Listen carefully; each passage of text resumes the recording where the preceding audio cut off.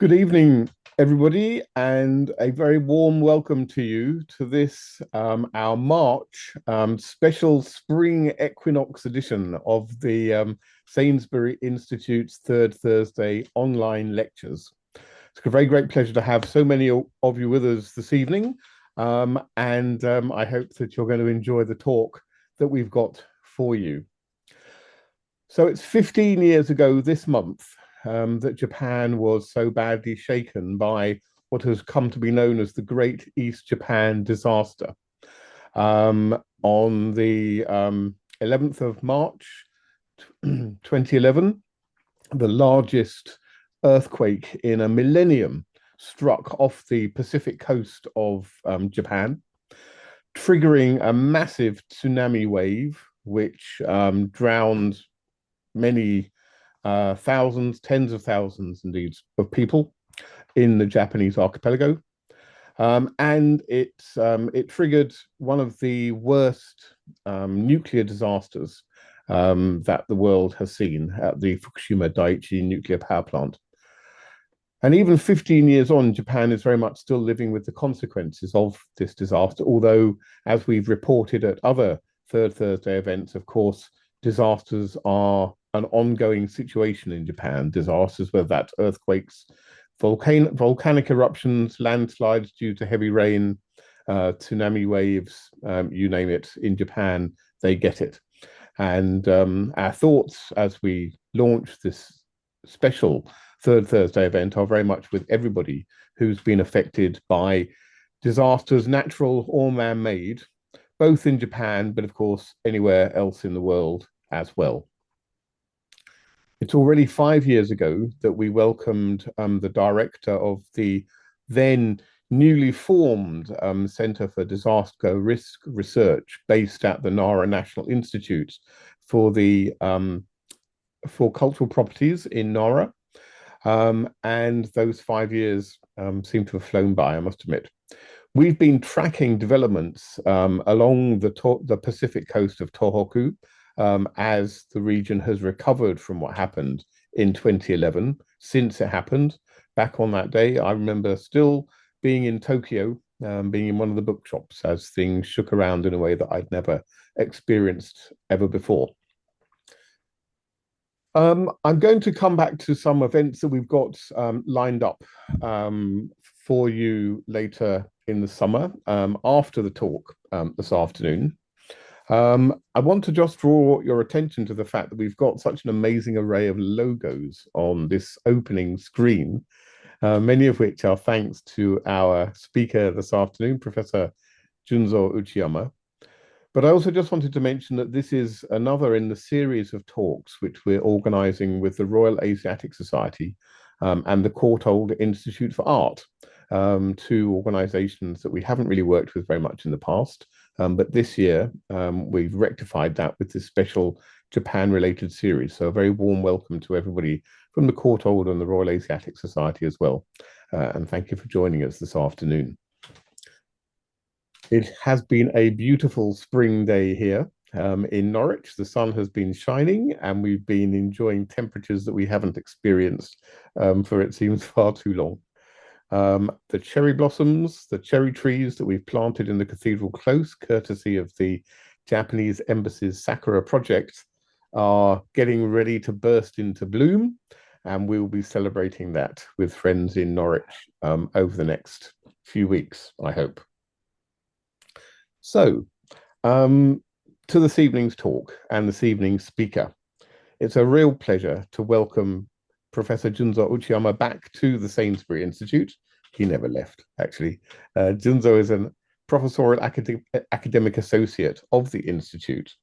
And back from 2018 to just before the pandemic in 2020, he was our Handa Jomon Archaeology Fellow, supported over 2 years by the International Jomon Culture Conference in Japan. And we had a splendid couple of years with Junzo, all sorts of adventures, and we were able to send him and his family back just before all the lockdowns and everything started around the COVID pandemic. Tonight's talk is beyond doom and gloom, and I think we could all do with a little bit of beyond doom and gloom at the moment. But how disaster survival and recovery have shaped Japanese culture.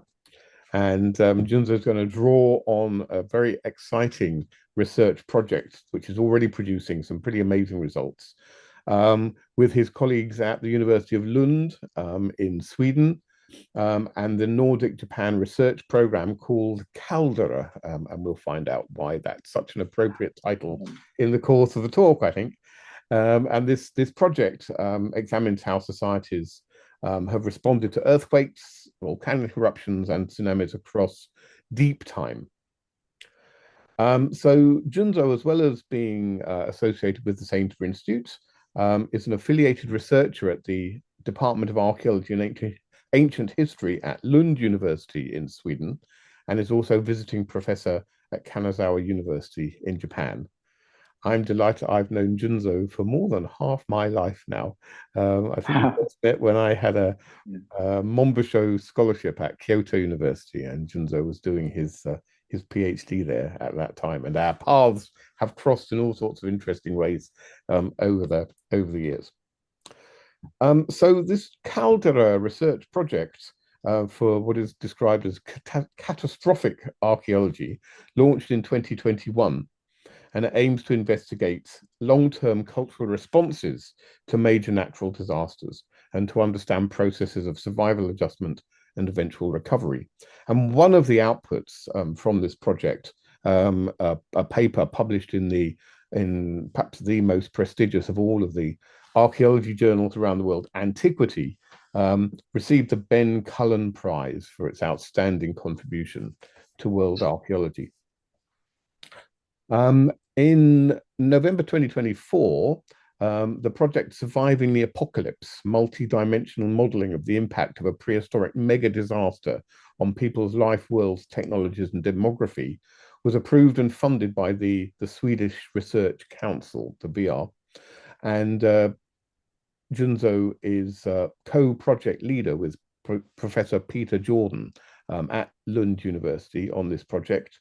And even more recently, just to pile on the workload, Junzo is part of a project which is being led by Peter Jordan, looking at demography in hunter-gatherer societies, which has just received a very large sum of funds from the European Union. So we're very excited to see how that's going to be developing as well. The talk's going to last around 50 minutes. There'll be time for Q&A after that. Please use the Q&A box located at the bottom of your screen in Zoom to type in your questions. You can type them in at any time during the talk, and we'll see how many of them we can get through in the time we've got before we wrap up. And the chat box is there available for any general comments that you have as well. So with very great pleasure, I'm now going to hand us over to Professor Junzo Uchiyama to talk to us about Beyond Doom and Gloom. どうぞよろしくお願いします。Thank you very much, Simon. It's a very kind introduction about me, and well, it is a great honor for me to be here. Well, for the first time in this 6 years, I think 6 years ago, just before the COVID, and I had another opportunity to be at the lecturer at the TTL. So well, since then, that time runs well then so quickly. Many things happened and while the COVID happens, and also then I back to Japan, and also started a collaborative research program with the Swedish the colleagues, and also the colleagues from the UK. And now then I'm very happy today to introduce you what we are doing now. But all these things is just motivated from this terrible tragedies in which hit the northeastern Japan 15 years ago. So today then I'm just talk about how the disaster affected the people, and also in the long term, the future, by using my archaeology background. And I'm very pleased to think together with you, and then I really I'd like to expect your feedback. Well, now let me start. Yeah, now you are looking at in front of you. That's a picture, terrible picture. Destroyed harbor and submerged and broken road, a deserted city of rubble. I took this picture in a small fishing town on the Sanriku coast, in the coast of the Pacific coast of the Tōhoku district, northeastern part of Honshu, in May 2011, only 2 months after the Tōhoku earthquake and the tsunami. This was the largest earthquake ever recorded in Japan. And for many people, this disaster is remembered as a moment of sudden and overwhelming destruction. This lecture marks the 15th anniversary of that event.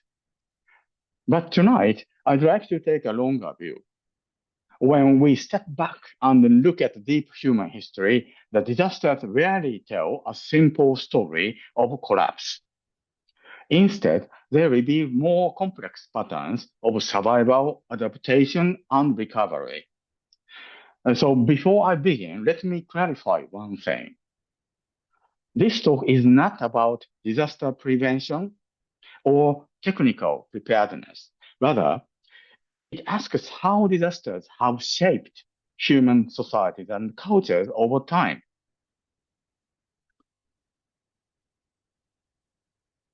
And so at this next slide, how can I do that? Okay. Sorry.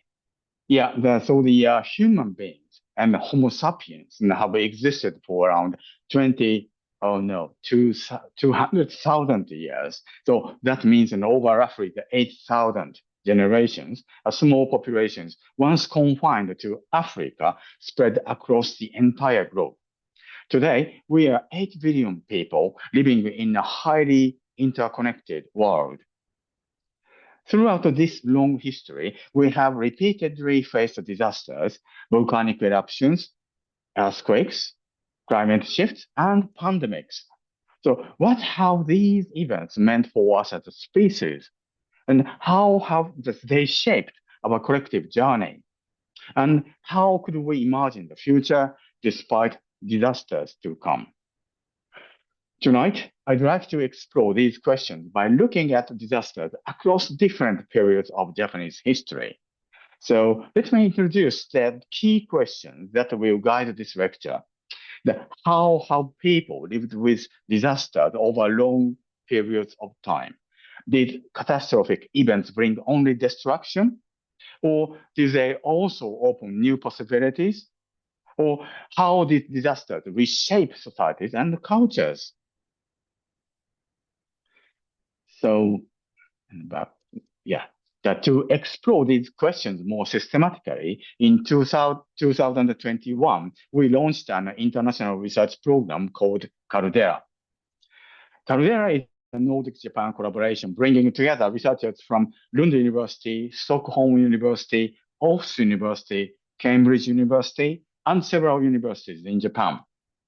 Our aim is simple but ambitious: to understand how human societies respond to major natural disasters over the long term. We are particularly interested in the survival, adjustment, and recovery, and in how disasters sometimes give rise to new cultural trajectories. In other words, CALDERA asks, to what extent have catastrophes shaped culture history? Then, why Japan? In CALDERA, we use Japan as a major research field, but why Japan? Japan is located on what geologists called the Pacific Ring of Fire, a vast tectonic zone surrounding the Pacific Ocean. Around 20% of the world's earthquakes occur in Japan, and about 10% of the world's active volcanoes are located there. In other words, Japan is one of the most disaster-prone regions on Earth. But this is only part of the story. Japan also has an exceptionally rich archaeological record with high-resolution chronologies that allow us to trace human responses in remarkable detail. In that sense, Japan is not only vulnerable, it is also uniquely informative.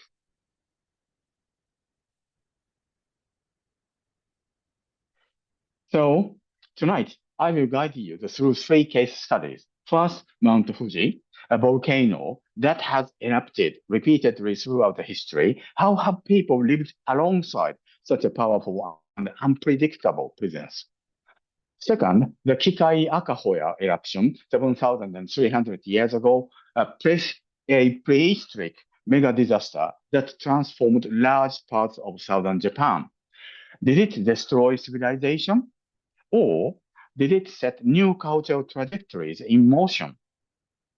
And third, the 2011 Tōhoku earthquake and tsunami, a disaster within living memory.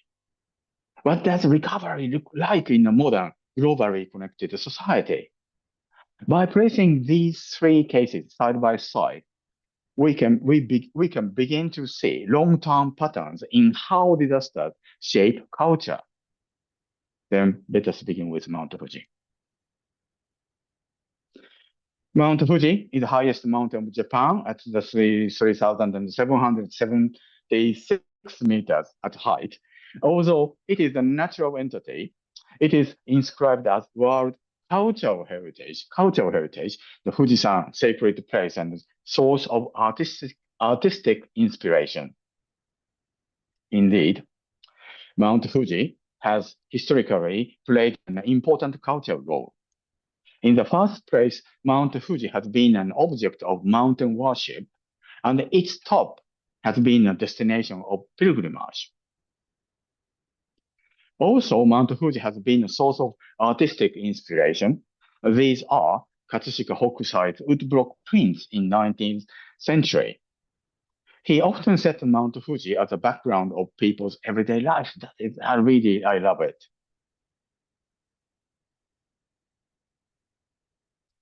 Mount Fuji has also an aspect of an active volcano, which causes disastrous consequences. Geological research has revealed that Mount Fuji has repeatedly experienced large-scale eruptions throughout a long period of time. These are the historical records of the last major eruption in 1707.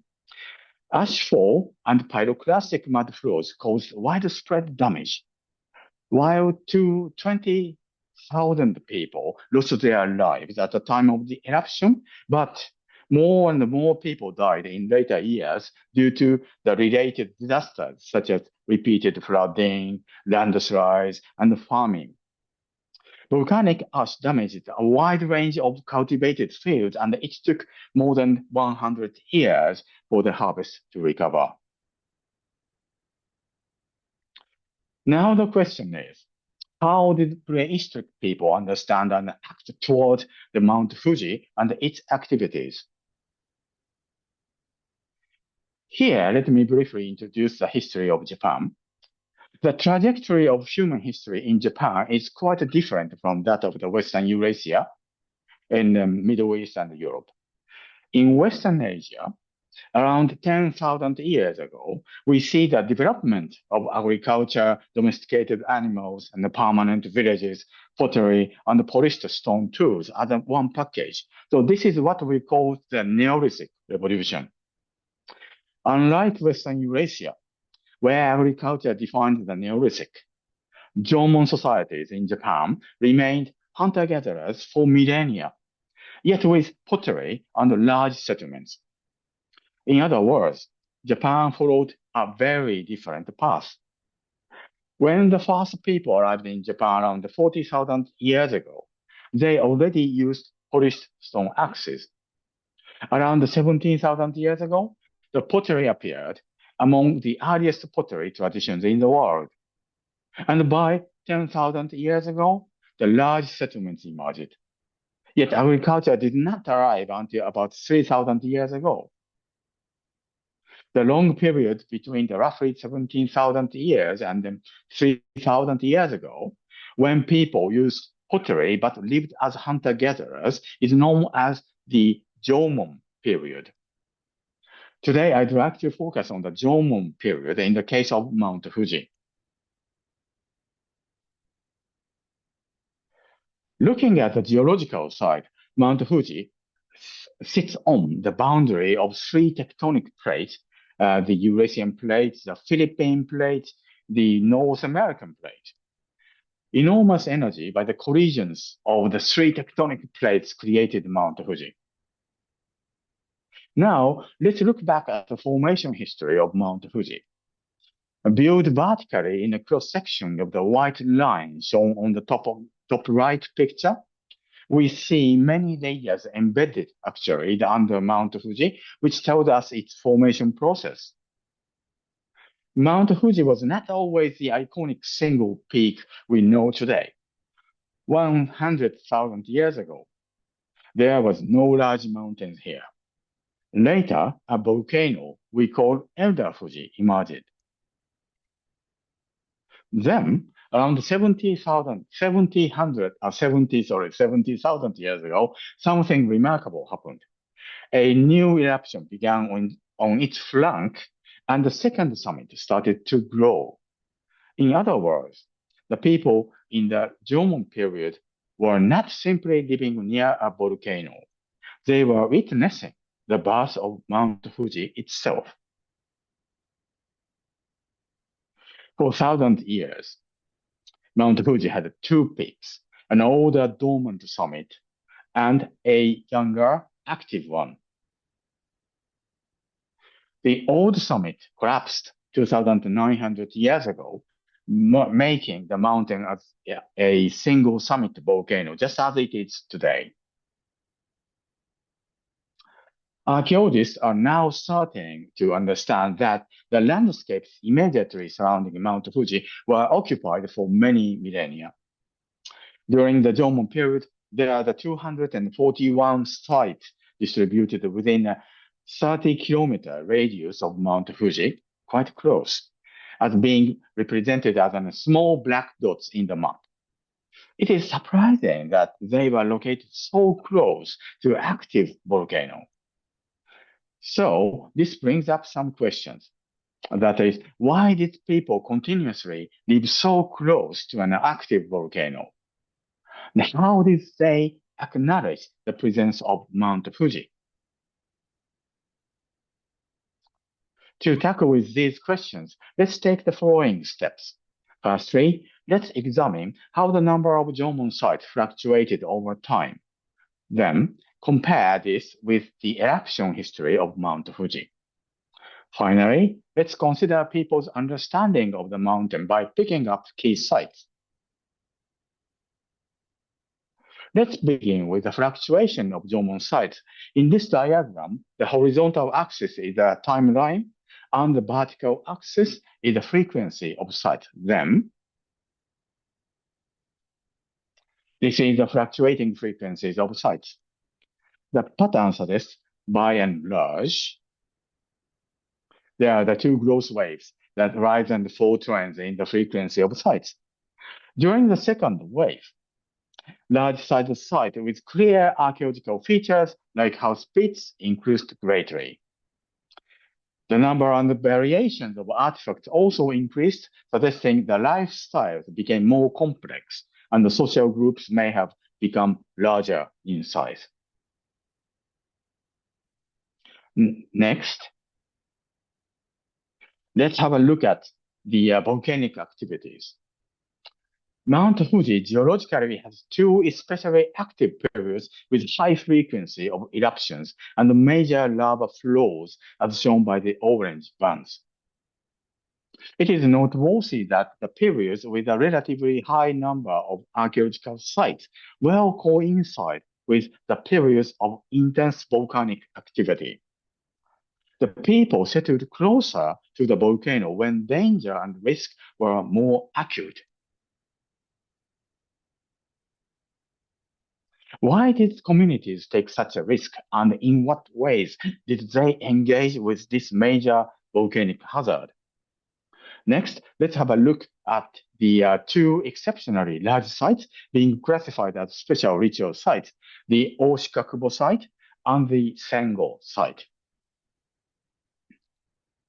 Oshikakubo site is one of the largest sites in the earliest stage of the Jomon period in the whole of Japan.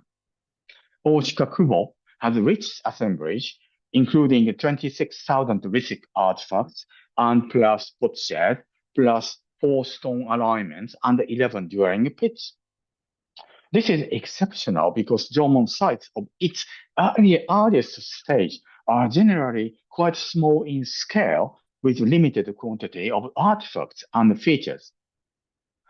Recent analysis revealed that obsidian rocks were brought from distant regions, including southern remote islands in the Pacific Ocean, more than 100 kilometers away, as a material of stone tools. These indicate that the site was an important hub of a wider exchange network, and that these expansive human networks came together in visits, rituals, and other activities were carried out within view of Mount Fuji. From an astronomical perspective, there is an interesting fact that people gathered at the site in midsummer could have watched sunrise directly over the summit of Mount Elder Fuji at that time. You can overlook Mount Fuji from the site as shown in this picture today. However, 14,000 years ago, when the site was occupied, the summit was just starting to emerge from the flank of Mount Elder Fuji. This means that midsummer sunrise occurred exactly from the summit of the Elder Fuji. Such a dramatic celestial event would have attracted human attention. Oshikakubo would have been an important ceremonial location place where people gathered from distant regions to acknowledge midsummer sunrise from the sacred mountain. Let's move on to the Sengo site. One of the largest settlements about 4,500 years ago, which corresponds to the period of elevated levels of volcanic activity.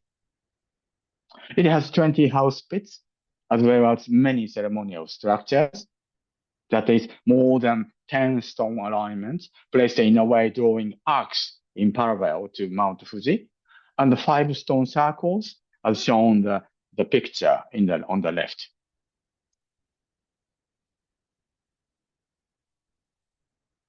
And this is a view of Mount Fuji, so close from the Sengo site, but the shape of Mount Fuji was quite different at that time. Like this. This drawing provides an imagined landscape from the Sengo site at that time. Mount Fuji was a twin peak volcano at the time, consisting of the summit of Mount Elder Fuji and the growing new summit, which later became today's single peak.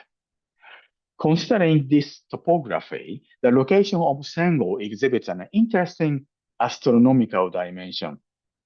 That is, the Sengo was the only place where you could see a sunrise from the pocket between the two peaks during the weeks around summer solstice.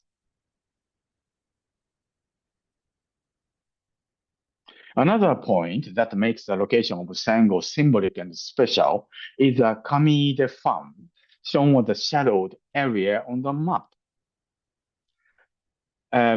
Well, actually, the Kamide Farm was one of the largest volcanic farms around Mount Fuji, which was produced by deposits from repeated pyroclastic, so high temperature gas mud flows that resulted from a series of major eruptions. So it is very dangerous things. As shown here, Sengo is located very close to the southern end of the farm, where the pyroclastic mud flow flowing down stopped. So having a hint that communities shared such a symbolic location, which narrowly escaped from the hazardous mud flows with a special astronomical dimension. A social and religious sense of unity must have been strengthened.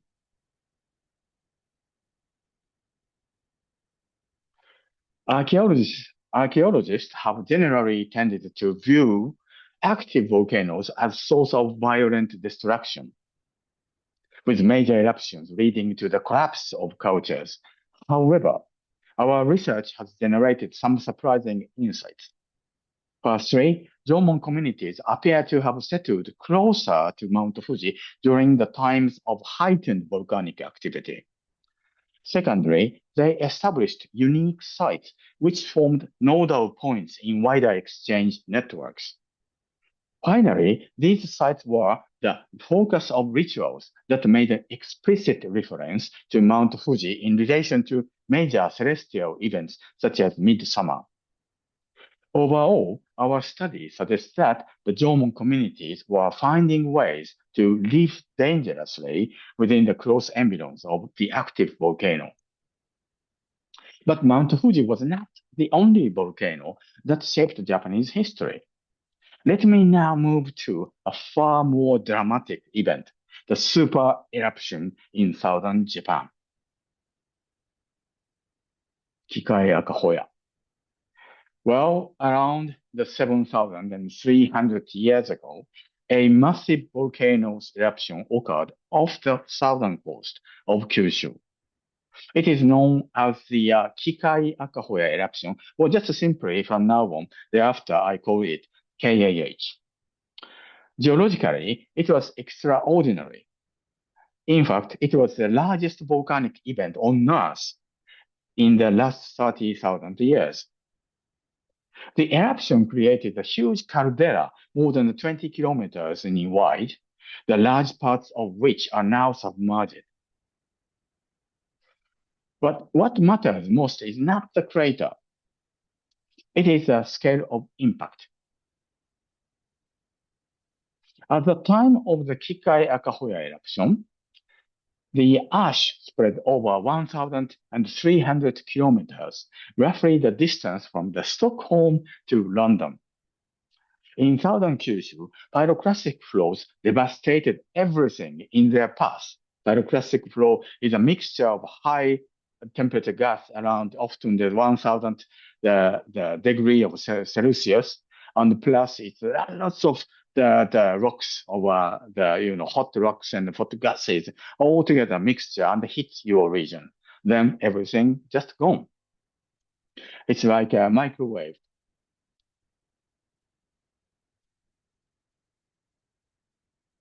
Below the volcanic ash layer, archaeologists discovered large settlements with dozens of houses and rich material culture.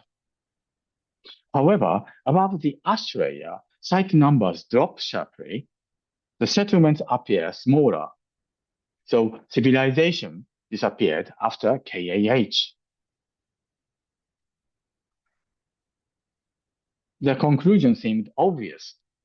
The eruption destroyed civilization in southern Japan.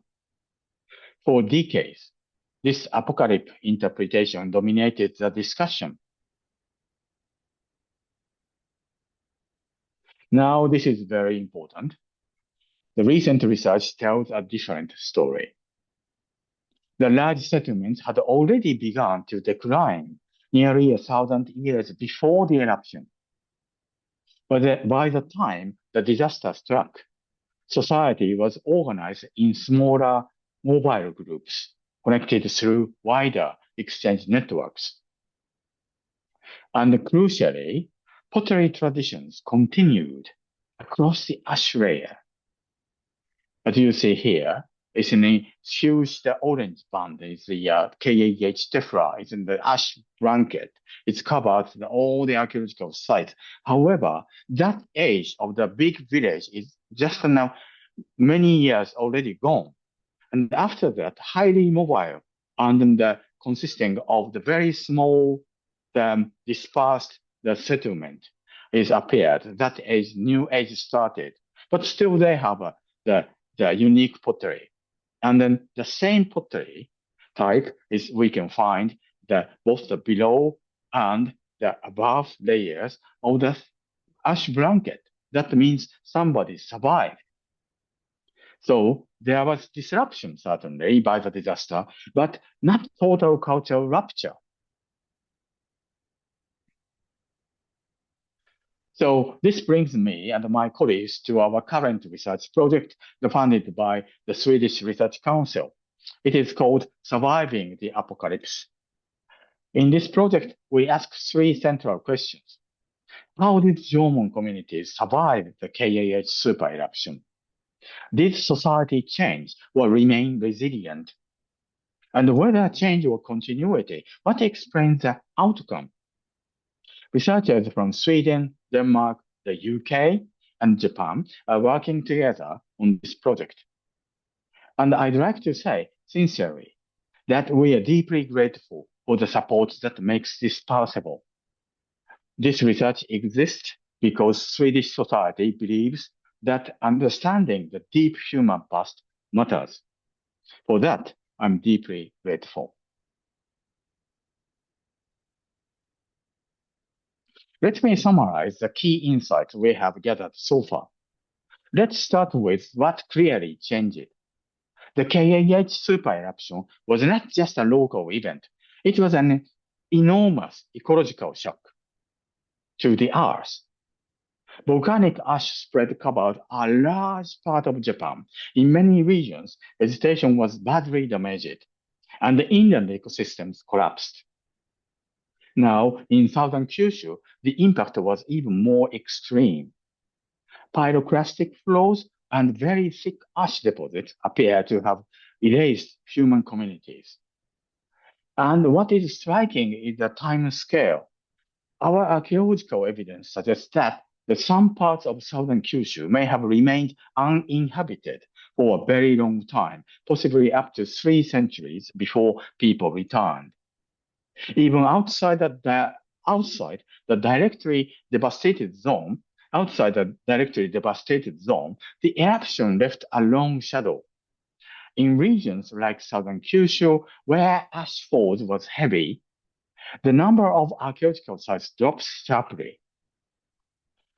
This suggests a major population decline lasting for several centuries. And the environment did not recover quickly either. The forest ecosystems may have taken 6 to 10 centuries to return. The eruption reshaped both landscapes and human lives over many generations.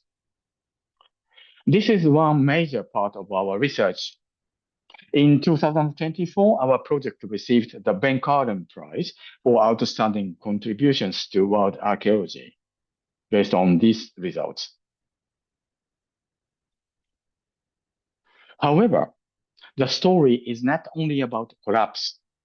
We also see something very important, continuity. One key clue comes from pottery. Across the eruption horizon, we still find the pottery traditions that continues.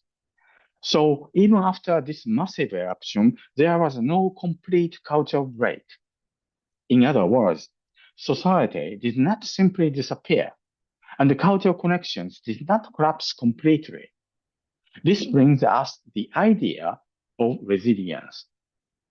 In resilience theory, a system can survive disturbance if it has flexibility and if it has multiple ways of functioning. Interestingly, just before the eruption, society in Kyushu already seems to have been organized in relatively small and mobile groups. It was not dominated by large centralized settlement. These groups appear to have practiced broad-spectrum subsistence. That means they used many different resources in various environments, rather than relying on a single one. In resilience theory, 2 ideas are crucial: diversity and redundancy. Diversity means having many options, and redundancy means having backup options. If one resource fails, you can shift to another. So even though the eruption caused enormous damage, society was not completely rigid. It had built-in flexibility. We also see continuity in social connections. Evidence suggests that the long-distance exchange networks already existed before the eruption, and they continued afterwards. People were not isolated. They were connected. Now, I want to move from survival to something more dynamic. Because resilience does not always mean staying the same. Sometimes resilience means reorganization. After the eruption, we see signs that coastal and maritime resources became more important. This makes sense. If inland forests and ecosystems are damaged, then coastal environments may become relatively more reliable. The sea can provide food even when the land is struggling to recover. At the same time, mobility may have been a major advantage. Because these groups were already used to moving and to using different ecological zones, they could respond more flexibly. Their lives were not tied to one settlement or one narrow strategy. But perhaps the most striking development is in social networks. Exchange and interaction seems to expand after the eruption. Networks that may have been mostly within Kyushu appear to grow into much wider systems after the disaster. They may have linked Kyushu with Western Honshu, the Korean peninsula, the continent, and the Southwest Islands across more than 1,000 kilometers. So, even if Kyushu itself was damaged, people could compensate by strengthening connections to other regions. In resilience theory, this is what we call increasing connectivity. And the connectivity can be a powerful survival strategy. So, the disaster did not simply reduce society. It reorganized it. It pushed society into a new configuration. So this is why resilience is not the same as stability. Sometimes resilience means transformation. The eruption did not end cultural history. It may have helped create a more dynamic and interconnected world. So far, we have examined two deep historical examples. But what about the present? Let us return to 11 March 2011. On March 11th, 2011, at 14:46 in the afternoon, a magnitude 9.0 earthquake struck off the Pacific coast of northeastern Japan. It was one of the most powerful earthquakes ever recorded. But the earthquake itself was not the main cause of death. The tsunami that followed was. More than 22,000 people were killed or remain missing. Entire coastal towns were destroyed within minutes.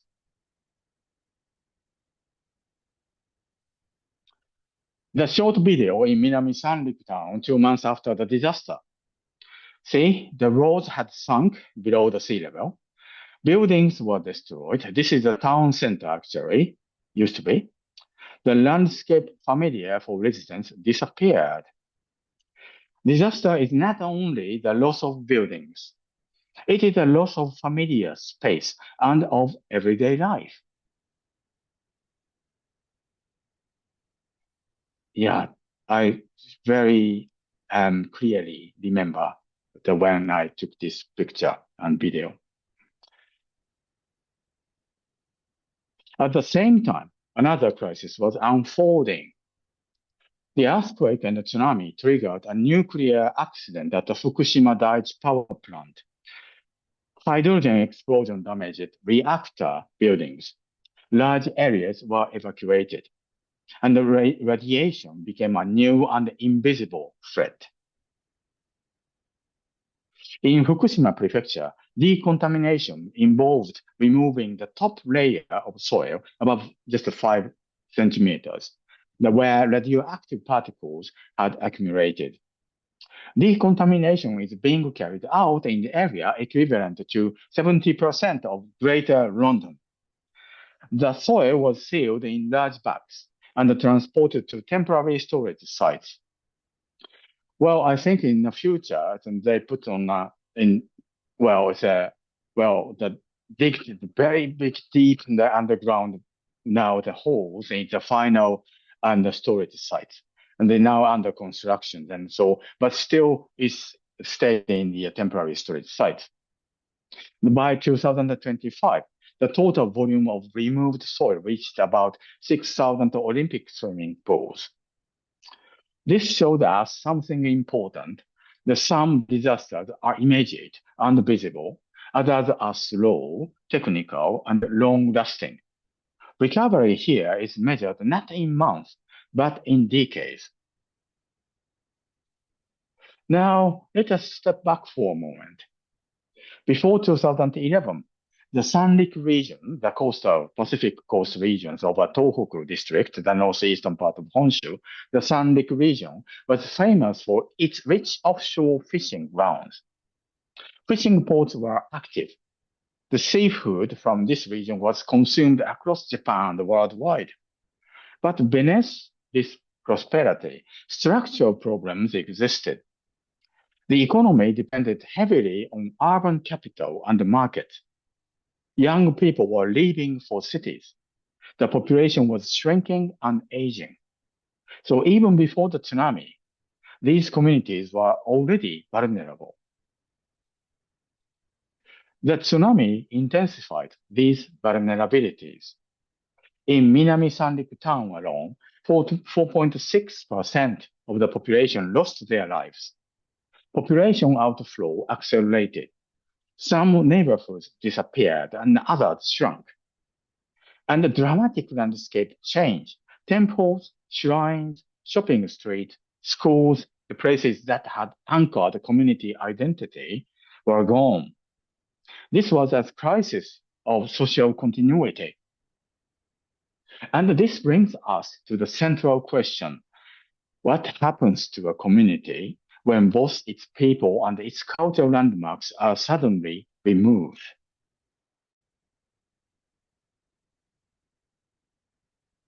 So far, I have emphasized a rather difficult reality.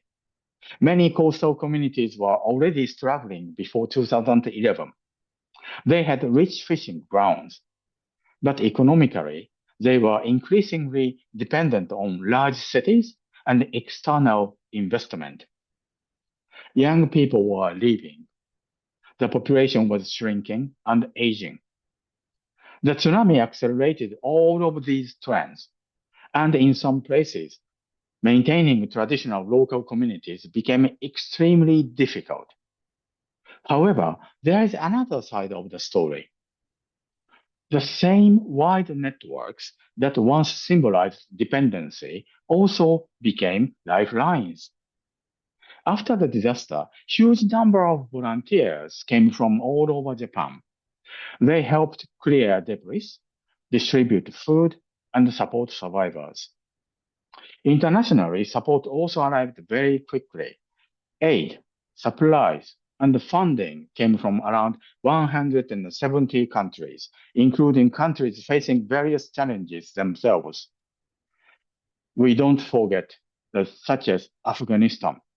Afghanistan people sent some supplies and aid. So this is an important point. Recovery was possible not only because of government action, but also because society was already embedded in wide regional and global connections. In a way, the disaster revealed how strong modern human networks can be. Here is a small but powerful example. In Minami Sanriku town, there is a moai, a megalithic statue traditionally made in Rapa Nui, Easter Island. It was sent from Republic Chile. Chile, like Japan, faces earthquakes and tsunamis along the Pacific coast. So this moai, created by a modern artist, is not just a sculpture. It is a message. It symbolizes friendship and solidarity between distant communities who shared similar experiences and disaster. And I think this is very important for understanding recovery. Disaster can create isolation, but it can also create new connections. In Minami Sanriku, the moai became a symbol of hope. It shows that recovery is not only about rebuilding buildings. It is also about rebuilding meaning and rebuilding relationships. At the same time, the disaster also triggered new social experiments. One well-known example is Fisherman Japan, based in Ishinomaki City, 30 kilometers to the south of Minami Sanriku town. It was founded after the disaster. It is led by younger generations of fishers, processors, and marketers. Their goal is not simply to restore the old fishing industry. Instead, they try to reinvent it. They promote sustainable fishing practices. They sell seafood directly to consumers, often through online platforms. And they invest in education and training to attract new people in urban cities into the industry. And this is important because many rural communities in Japan have long depended on cities, not only for markets, but also for processing, branding, and distributions. Everything dependent on cities. But the Fisherman Japan tries to strengthen the whole value chain locally, from production to marketing, and even to human resource development. So here, recovery becomes reinvention. A new kind of community emerges, less tied to old local boundaries and more open to wider networks and the new generations. Now, let me turn to something that may be less visible but equally important, the traditional festivals. Before 2011, many local festivals were already declining. The reasons were simple: aging and depopulation. But after the tsunami, something changed. Many communities began to see festivals in a new way. Festivals were no longer just tradition. They became a way to rebuild identity, a way to bring peoples together, a way to remember local history and to create hope for the future. In some cases, young people took leadership. They invited participants from outside the region, and they even used crowdfunding to finance festival revival. Many festivals were revived by volunteers, primarily young people. So what we see is that tradition did not simply survive. It was reinterpreted. It gained a new social function, helping communities reconnect and redefine themselves. So what can we conclude from this case? First, the disaster exposed structural vulnerability. The coastal communities were already under pressure, and the tsunami made those pressures much stronger. Second, wide networks proved essential. Domestic volunteers, public support, and international solidarity all played a major role in recovery. Third, recovery was not a simple return to before. Instead, recovery became adaptation, and in some cases, transformation. New initiatives like Fisherman Japan show how industries can be reimagined. And the revival of festivals shows how cultural identity can be reshaped, not abandoned. In other words, the old identity is being woven into new futures. And this is where the modern case connects strongly to our archaeological case. Just as after the prehistoric KAH eruption, disaster did not end culture, it reshaped it. So I'd like to end with one key idea. Resilience is not about resisting change. It is about surviving through change. It is also about becoming something new. We have finally come to the closing part of this lecture. So what can we take away from these three cases: Mount Fuji, the Kikai-Akahoya or KAH eruption, and the 2011 earthquake and tsunami? First, disasters create moments of transition. They can bring sudden devastation, but they rarely erase human societies completely. Even under extreme conditions, communities survive, adapt, and often maintain cultural traditions in some form. Human resilience is not an abstract concept. It is something we can observe again and again across deep history.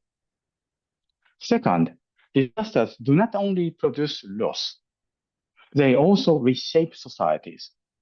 In the long run, crises can generate new networks, new ways of living, and new forms of collective meaning making, rituals, memories, and practices that can influence cultural trajectories for centuries.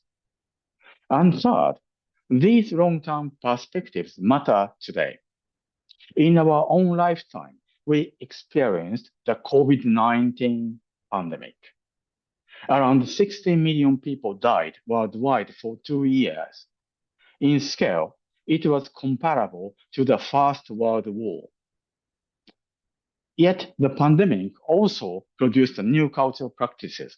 Virtual communication became essential, cashless systems expanded, and many people reorganized their lives around many family and home.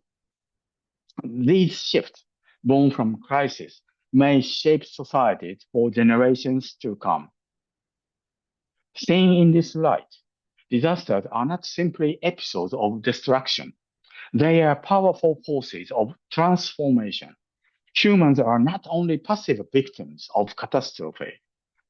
Across time, people have repeatedly responded creatively, opening new directions for the future. Seen across the 15,000 years, disaster is not an interruption of history. It is part of how history unfolds.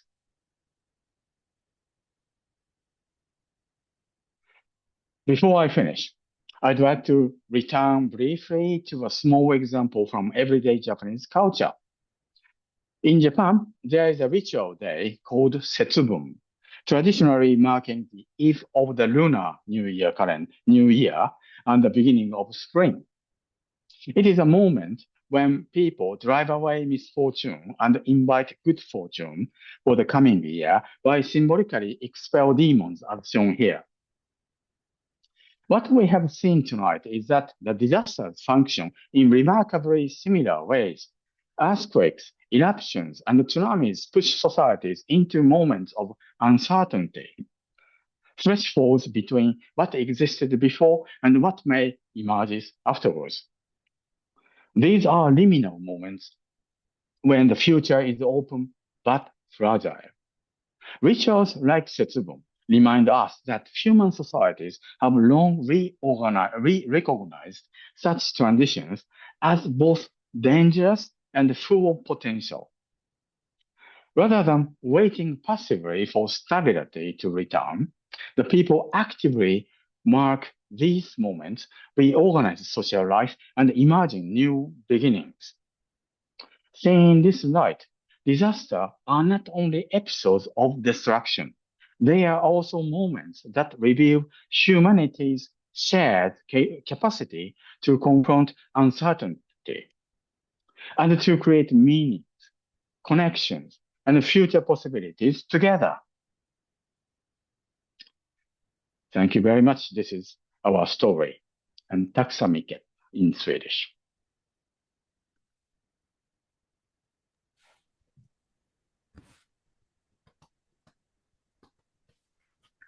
Thank you very much indeed, Junzo. I'm sure you can hear the applause echoing through the ether towards you over there in Lund.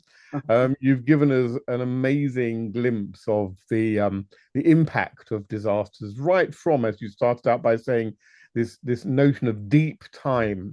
So we know, of course, that the people who would have been suffering from those volcanic eruptions, whether it was around Mount Fuji or around the Kikai-Akahoya volcano, they were the same kind of people as we are.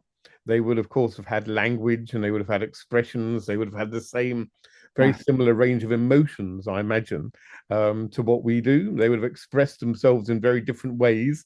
We don't know much about the Jomon languages. In fact, we don't know anything about the Jomon languages. I think it would be fair to say they don't really survive into modern Japanese, I'm afraid. So we don't know if they would have had words like resilience and creativity, concepts such as these, to help them manage those very difficult situations that they would have found themselves in. But the fact that, as you've been able to demonstrate so wonderfully, I think, is that disasters, while truly terrible for those dealing with the immediate situation or the immediate aftermath, they are indeed they create windows of opportunity, and they disrupt things, and they encourage people to think creatively and to respond creatively. And I particularly remember all these 15 years while we've been watching the aftermath of the Great East Japan disaster, what a phenomenally human, creative response there's been, through art, through heritage, through rebuilding, the whole kind of, this whole kind of recovery movement that sounds as if it's sort of not necessarily a very positive thing, but of course they are really interesting developments in terms of how that region is developing now. And as you picked up, some of these regions were perhaps not thriving particularly well at the time when the disaster struck. And so by refocusing attention on some of these regions, they've brought unanticipated good things to bear on it as well. So thank you. A really interesting talk, and Thank you very much. I'm very interested. And you can see in the chat as well, there's lots of people saying, what a lecture is one comment, and people really, really enjoyed it very much. We've got a few questions, and if I can read them out for you, I think you can see them as well, probably in your Q&A I box. can't say. You can't see them. Well, let me read them out for you, Junzo. Okay. You don't have to worry. So the first one is from Maria Shepherd. And I think Maria is thinking about the Fukushima Great East Japan disaster in particular. And she asks, as for the decontamination of radioactive soil, what do they do with the radioactive soil? Where does it go? Well, it's that's a super nice question. I think it's of course, the contaminated soil is, well, once the radioactive contamination occurs, it's less than a millennia actually. So the only way is just to remove the soil and pack it carefully, and then just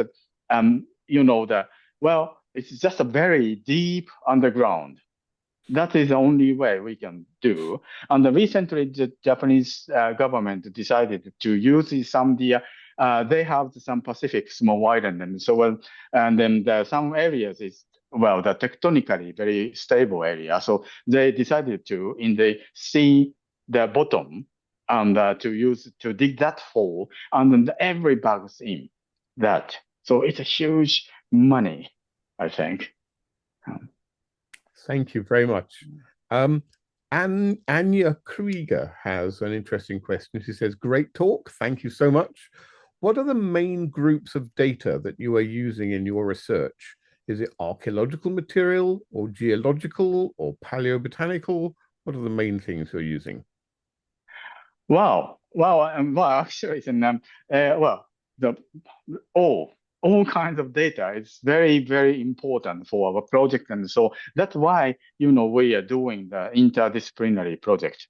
And however, for me, my background is environmental archaeology. So archaeological data is, the most important to me. But, only the archaeological data or only the data and then solidly extracted from some specific field of study is not enough. I talked about the network and the connections. So the collaboration between the different the field of studies makes some very three-dimensional the new view, I think. Thank you. Okay. Wonderful. Luan Diaz asks, do you think that disasters stalled Japan's development compared to China and Korea, for instance, by forcing society to be more dispersed and mobile opposed to big centralized settlements?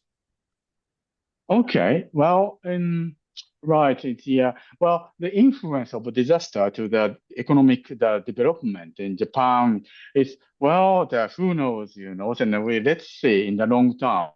Yeah, but then we're thinking of the, well, amazing flexibility and the capability of human beings, that it's really, really difficult to say. That sometimes people, oh, this is those and hardships and difficulties, and maybe the slow, that makes the development slow in Japan. But that maybe it may promote some the new the innovations or new development in a different ways and to open the new future. Who knows about it? That is well, the humans hope. I think it's hope for the human beings. I think, but who knows? But for me, it's important is that as a whole human species, we survive. We share the sufferings and we share the the new the fruits and together. So one species and going ahead together is the most important things, and we survive. Fantastic, thank you. Now, Irina Karpukova has written three lengthy, interesting questions here. I hope Irina will forgive me if I just paraphrase a couple of the questions that she has asked. So the first one is, in your view, Junzo, is catastrophe archaeology primarily oriented towards understanding and perhaps mitigating the impact of future disasters? Or is its main focus on documenting and preserving the ways in which past societies experienced, adapted to, or even lost their cultural worlds? In other words, is the goal more forward-looking and practical, or more reflective, aimed at understanding what it means for societies to survive, transform, or disappear over time? Oh wow, it's an amazing questions, and then it's very difficult to answer actually. It's an oh, it's kind of in my brain that catastrophe archaeology just begun, and so the every possibility, every direction is just living together. So thank you very much for the that you depicted that all the possibilities in very clear words, and then my answer is now is just a wall. A whole lot. Okay, wonderful. I'm going to give you that. Irina's questions don't get any easier, I suspect, but here's another one for you. So her second question relates to contemporary cultural representations of disaster. In the animated film Suzume, which you may know, catastrophic forces are portrayed symbolically. Supernatural doors open across Japan, releasing destructive energies, and the protagonist's role is to locate and close them. This act of closing feels almost ritualized, a way of containing loss, memory, and collective trauma. In light of your discussion of long-term human responses to disaster, where communities not only endured catastrophes, but actively integrated them into ritual practices and social worlds, could narratives like Suzume be understood as part of a similar continuum? Oh wow, but it's already the wrong essay itself, and then actually I like animation, and then I actually watched the Suzume on my way to come from Japan to here in Sweden. Well, actually, and well, by coincidence, and I really loved that film. The Suzume is all about is the 2011 experience and some the victims and the small girl and lost her single mother, and then she adopted by the aunt, and then the living now in southern Kyushu, and so that is all the starting. But the closing scene is symbolize everything. I think so close the door is not does not mean the for forget the memories. Well, the film says, well, the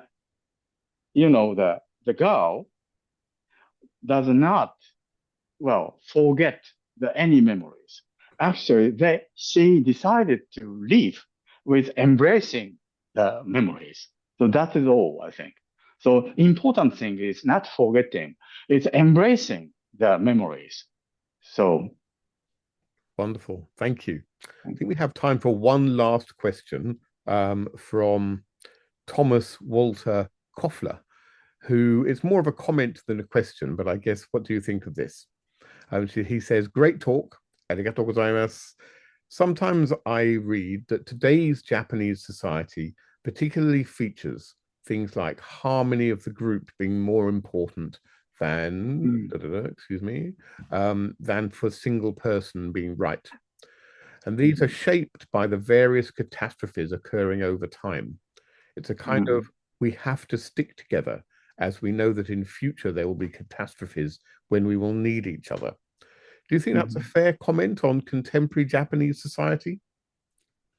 Oh wow, it's but it's difficult to say yes, but yes or no, questions, and so because people sometimes say, Japanese culture is and putting more emphasis on the harmony people, that may true, that may be because the network has been so important in Japan to survive. Yes, this is the one of the idea. But then I don't know actually, But then one thing, that wherever on earth you are, I think once you struck in some sort of difficulties or disaster, let's say the pandemic, that's the moment difficult the moment, but also that is the kind of a moment the people stick together to survive.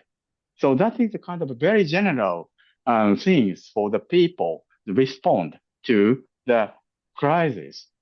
So okay, so the partly yes, but I think the matter is more can be more general things. Is that answer?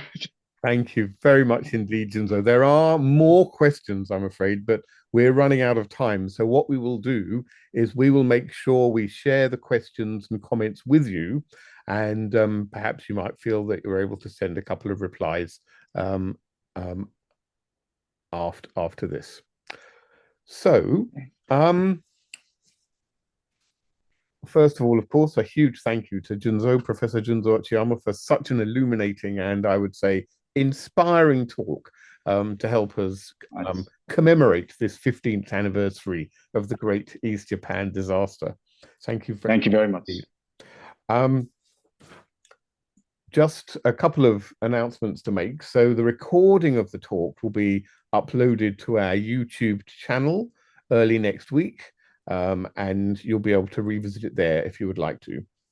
A feedback form will appear in the browser and in a follow-up email that you will all be receiving tomorrow.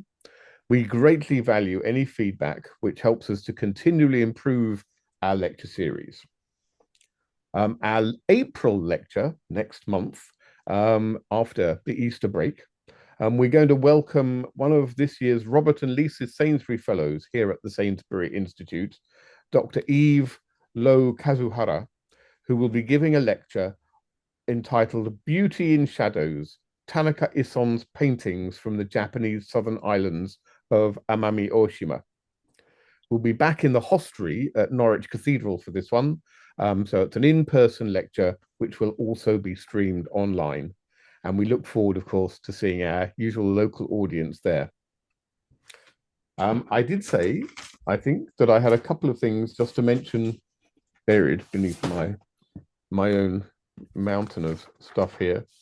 We have some upcoming events for you, both in April and May, and we'll be detailing these in our April e-bulletin, which will be coming out hopefully before the Easter holidays. We've got some upcoming lectures for an international seminar on architecture, design, and research. We'll be holding our Robert Sainsbury lecture this year on the 12th of May. No, I just need to check that that's the right date. Sorry. On the UEA campus. That would be a slight change from our normal third Thursday schedule, but there'll be details about that forthcoming. And there are other events. We have a conference in the middle of May, and of course, our pilgrimage that you were hearing about last month from Susan Whitfield will be taking place from the 9th to the 12th of June. So lots of opportunities to get involved in the activities of the Sainsbury Institute. It just remains for me really to thank our wonderful funders, without whom we wouldn't be able to bring you these monthly talks, the Gatsby Charitable Foundation, the Great Britain Sasakawa Foundation, and Yakult UK. I'd like to say thanks once again to our speaker this month and to you, our online audience. I see there are people from all around the world joining us again today. Thank you very much for that. And we're very grateful to you for your continued support for this series. Thank you very much indeed, and good night. Thank you very much.